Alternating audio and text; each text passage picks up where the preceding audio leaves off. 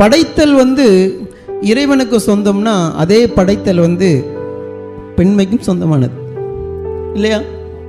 அது கூட நம்ம இயற்கையில் சேர்த்துக்கலாம் இந்த பெண்மைங்கிறது. ஏன்னா அது ஒரு கடவுள் மாதிரி தான். இந்த பெண்மை இல்லைன்னா உண்மை இல்லை.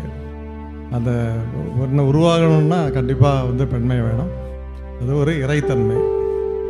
பெண்மை கூட ஒரு இறைத்தன்மை அப்படின்னு சொல்கிறீங்க. அதை பெண்மையை பூ கூட அழகாக ஜாயின் பண்ணுவாங்க. என்னென்னா அரும்பாகி மொட்டாகி பூவாகி தாயாகி கனியாகி, அது மாதிரி மழலையாய் குழந்தையாய் பருவமாய் தாரமாய் தாயாய் மனம் வீசி கொண்டிருக்கிறாள் அப்படிங்கிறத பெண்மையை சொல்ல முடியும். கவிஞர் ஒரு பாட்டால் பதில் சொல்லியிருப்பார். இயற்கையோடு இணைச்சி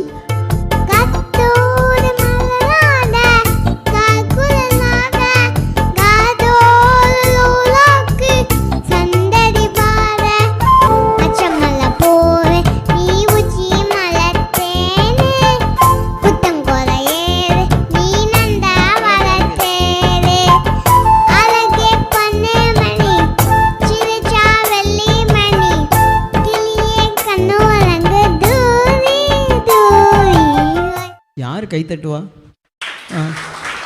இது ஒரு முக்கியம் இல்லையா?